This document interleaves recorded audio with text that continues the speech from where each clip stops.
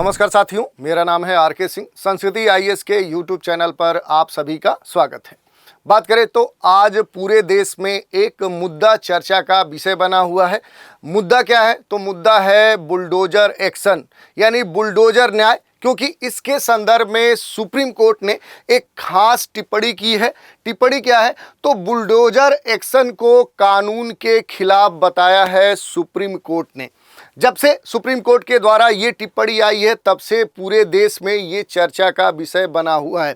तो आज इसी के संदर्भ में हम बात करने वाले हैं कि आखिर पूरा मामला है क्या, इसके संदर्भ में सुप्रीम कोर्ट ने क्या टिप्पणी की है और इससे जुड़े हुए जो भी महत्वपूर्ण तथ्य होंगे उन पर हम चर्चा करेंगे। चलिए बात कर लेते हैं। सबसे पहले हम बात करें कि आखिर ये चर्चा में क्यों है। तो एक न्यूज़ आर्टिकल लेते हैं। ये क्या कह रही है आर्टिकल?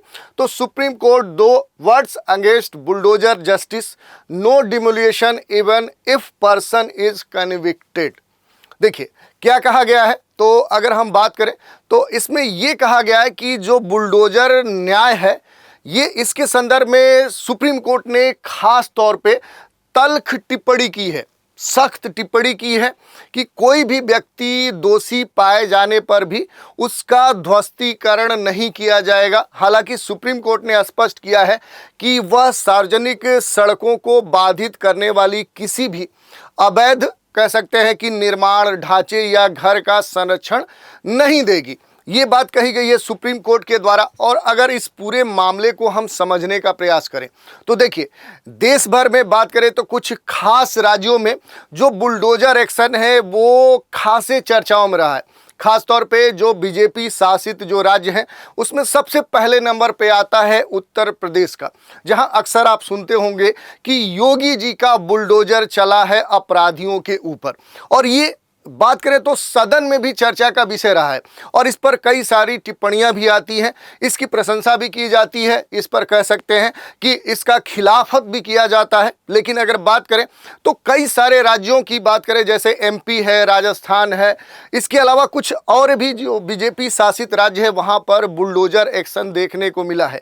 और इसी संदर्भ में इसके खिलाफ याचिका पहुंच चुकी है सुप्रीम कोर्ट में।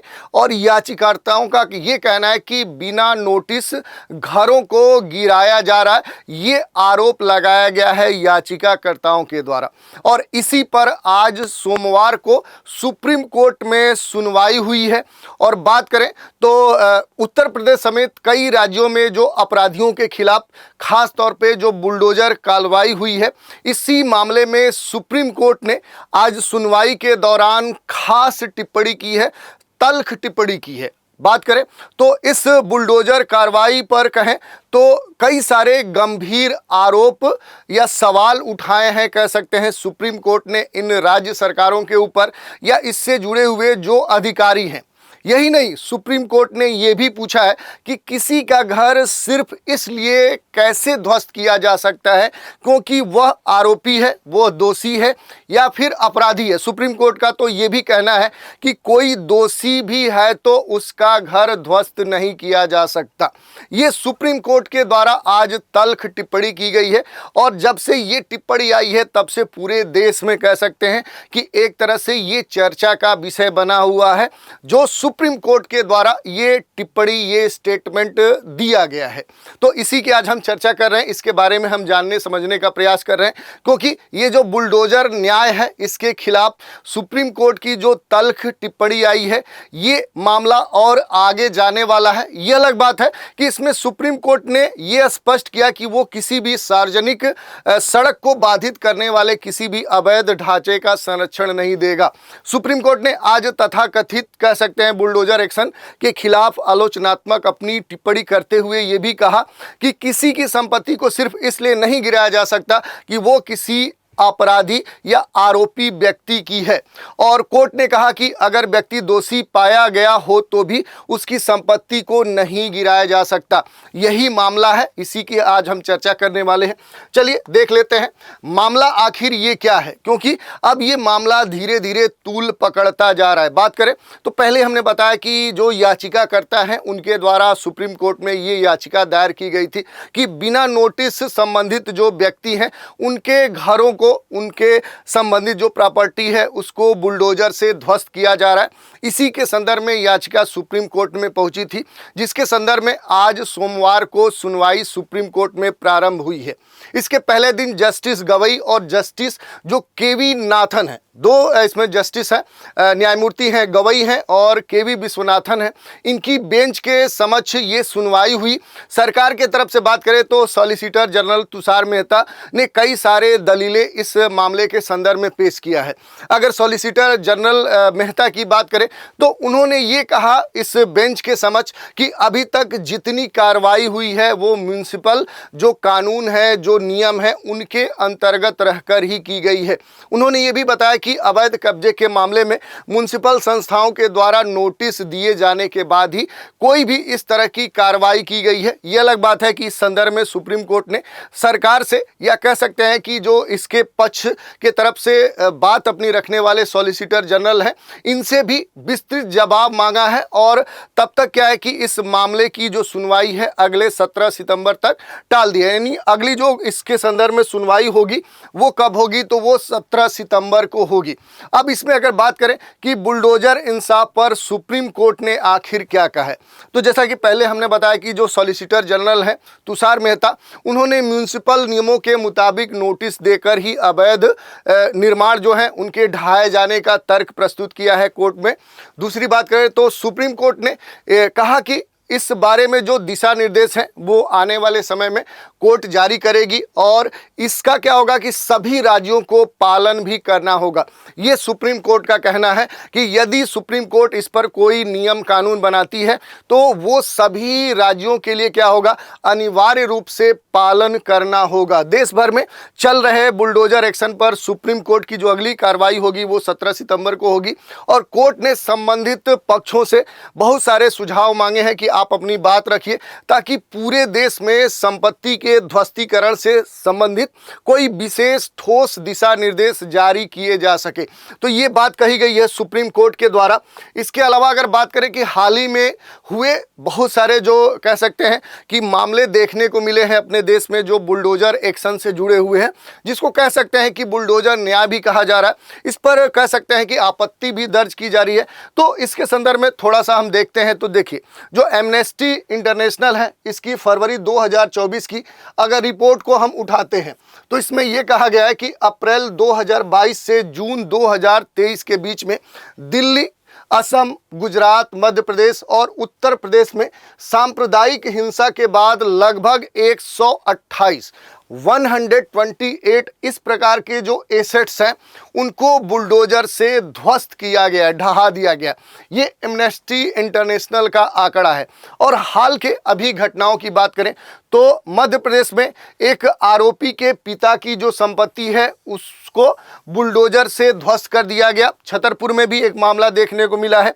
इसके अलावा अगर बात करें यूपी की तो यूपी में मुरादाबाद, बरेली, अयोध्या, बलिया, मऊ, गाजीपुर ऐसे कई सारे जिले हैं जहां पर बड़े स्तर से बुलडोजर से संपत्तियां ढहाई गई है। ये खास तौर पे कह सकते हैं कि ये चर्चा का विषय भी रही है। इसके पक्ष विपक्ष में बहुत सारे डिबेट भी हुए हैं।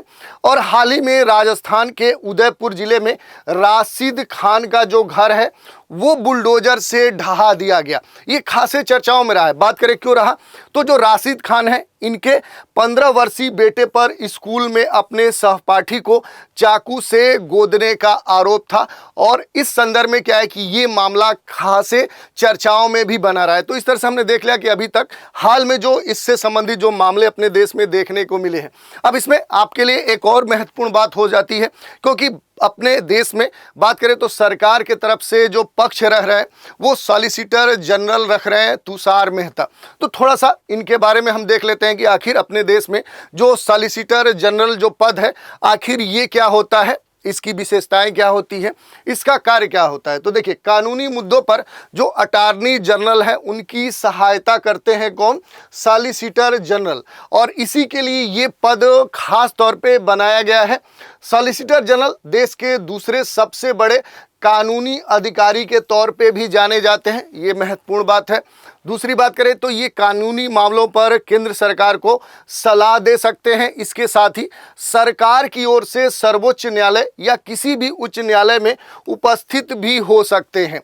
एक और बात है कि वर्तमान में सॉलिसिटर जनरल कौन है, तो ये अपनी बात रख रहे हैं सुप्रीम कोर्ट में, वो है तुषार मेहता। ये आपको ध्यान देना है। इसके साथ अब बात कर लें कि अपने देश में घर तोड़ने से संबंधित आखिर कौन से कानूनी नियम है, प्रावधान है, ढांचे हैं, थोड़ा सा उस पर भी संक्षिप्त रूप से बात कर लेते हैं। तो भारत में घर गिराने की अगर बात करें तो इससे संबंधित जो ढांचा है वो बड़ा ही पेचीदा है और हर राज्य का अलग अलग इस पर नियम है। केंद्र सरकार के पास घर गिराने को विनियमित करने और लागू करने के लिए कानून और विनियमन भी है। जैसे अगर बात करें तो भवन और अन्य निर्माण श्रमिक अधिनियम 1996 है, भारतीय राष्ट्रीय भवन संहिता 2005 है। हालांकि इन कानूनों का कार्यान्वयन और जो प्रवर्तन है वो मुख्य रूप से जो राज्य सरकार है उनकी जिम्मेदारी बन जाती है। तो इस तरह से हमने देख लिया कि अपने देश में आखिर इससे संबंधित कानूनी ढांचा क्या है। अब थोड़ा सा बात कर ले कि भारत में जो घर हैं, जो गृह हैं, उनके विध्वंस से संबंधित जो सरकारी नीतियां हैं, जो कार्यक्रम है, वो कौन सी है, तो थोड़ा सा उन पर भी चर्चा कर लेते हैं। भारत में केंद्र और राज्य सरकारों के पास घर गिराने से संबंधित कई तरह की नीतियां और कार्यक्रम हैं। इनमें शहरी नवीकरण और झुग्गी बस्ती हटाने का जो कार्यक्रम है ये शामिल है। इसके साथ ही बुनियादी ढांचा विकास जो परियोजनाएं हैं वो भी इसके अंतर्गत आती हैं। राज्य के विशिष्ट नियमों के साथ साथ क्या है कि संबंधित केंद्रीय अधिनियमों से परामर्श करना होगा। और भारत में मुख्य नीतियों में से एक है भूमि अधिग्रहण, पुनर्वास और पुनर्स्थापना और पारदर्शिता का अधिकार अधिनियम 2001। तो ये आपके लिए काफ़ी महत्वपूर्ण हो सकता है, जो इस प्रकार के कह सकते हैं कि मुद्दे से जुड़ा हुआ है। इसके अलावा अगर बात करें तो ये जो अधिनियम है यानी भूमि अधिग्रहण, पुनर्वास और पुनर्स्थापना के साथ पारदर्शिता अधिकार अधिनियम 2013, ये अधिनियम क्या कहता है, तो भूमि अधिग्रहण, मुआवजा और विस्थापित व्यक्तियों के पुनर्वास के लिए जो प्रक्रियाएं हैं, जो नियम है, जो कानून है, उनको ये निर्धारित करता है। तो ये अधिनियम काफ़ी महत्वपूर्ण आपके लिए हो सकता है, आपकी परीक्षाओं में भी पूछा जा सकता है। अब बात कर लें कि भारत में घर गिराए जाने के पीछे आखिर कारण क्या है, तो सरकार के द्वारा संचालित जो पुनर्विकास जो परियोजनाएं हैं उनमें से ये एक महत्वपूर्ण कारण है, क्योंकि सरकार बुनियादी ढांचे और आवास की स्थिति में सुधार के लिए क्या है कि पुनर्विकास परियोजनाएं संचालित करती है। सरकार के द्वारा जब इस प्रकार की परियोजनाएं प्रारंभ की जाती हैं तो उस क्षेत्र में बड़े स्तर पे कह सकते हैं कि ध्वस्तीकरण का जो कार्य है वो किया जाता है। इसके अलावा जो अगला कारण है वो है अवैध निर्माण, यानी भारत में कई ऐसे घर हैं जो बिना उचित परमिशन या जो नियम कानून है उनको ताक पर रखकर बनाए गए हैं और खास तौर पे जो जोनिंग नियम है उनका उल्लंघन करके बनाए जाने के बाद क्या है कि इस प्रकार के जो गृह हैं उन्हें ध्वस्त किया जाता है। सरकार के द्वारा बिल्डिंग कोड और नियमों को लागू करने के लिए भी इन घरों को ध्वस्त किया जाता है। इसके अलावा बहुत सारे कारण हैं, जैसे झुग्गी बस्ती का जो उन्मूलन किया जाता है, इसके स्थान पे क्या है कि नए या सरकार के द्वारा बड़े स्तर पे जो अवसंरचना है वो विकसित करके इस प्रकार के जो लोग हैं वहाँ उनको स्थापित किया जाता है। प्राकृतिक जब आपदाएं आ जाती हैं, जैसे हाल ही में आप देखें तो देश के साउथ के जो राज्य हैं खासतौर पे केरल में बड़े स्तर पे यहाँ डिजास्टर देखने को मिले, तो यहाँ पर बहुत सारे जो घर हैं वो ध्वस्त हो चुके हैं। भूमि अधिग्रहण जब होता है तब इस प्रकार के बड़े स्तर पे ध्वस्तीकरण की प्रक्रिया होती है। विरासत अगर संरक्षण की बात करें कि यदि कहीं पर कोई खास हेरिटेज है और उसको क्या है कि वहाँ के लोगों के द्वारा बनाए गए जो कह सकते हैं कि घर हैं, जो ढांचे हैं, उनसे अगर कोई संकट है तो वहाँ भी क्या किया जाता है कि विरासत संरक्षण के लिए इस प्रकार के ध्वस्तीकरण की प्रक्रिया को अपनाया जाता है। करों का भुगतान नहीं किए जाने के बाद क्या है कि इस प्रकार के कह सकते हैं कि संबंधित जो एजेंसियां हैं वो क्या करती हैं कि घरों को अपने अंदर लेती हैं या कह सकते हैं कार्रवाई स्वरूप उनको गिराती हैं, या कह सकते हैं जो निजी विवाद है वो भी एक महत्वपूर्ण कारण होता है इस प्रकार के ध्वस्तीकरण के लिए। अब इसके अलावा अगर हम बात कर लें कि अपने देश में पुनर्वास और पुनर्स्थापना संबंधी जो कुछ अधिनियम है जो इससे जुड़ते हैं वो आपके लिए महत्वपूर्ण है।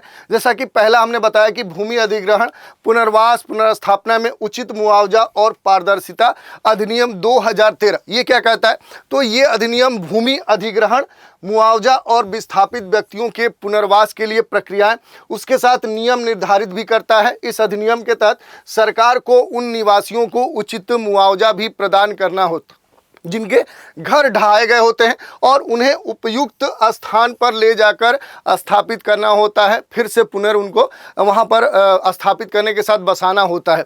इसके अलावा जो प्रधानमंत्री आवास योजना है ये भी इससे संबंधित है। इस कार्यक्रम के तहत सरकार उन लोगों को वित्तीय सहायता प्रदान करती है जिनके घर ध्वस्त कर दिए गए होते हैं।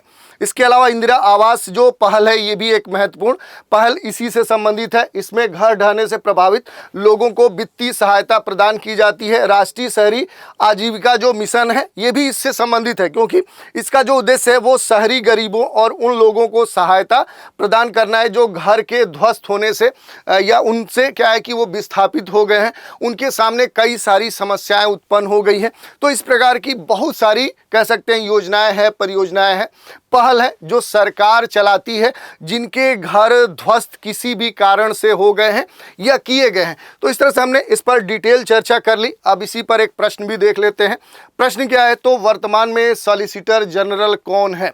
विकल्प दिए गए हैं, तुषार मेहता है, विवेक सांडिल्य है, अतुल गर्ग है और डी विकल्प है इनमें से कोई नहीं।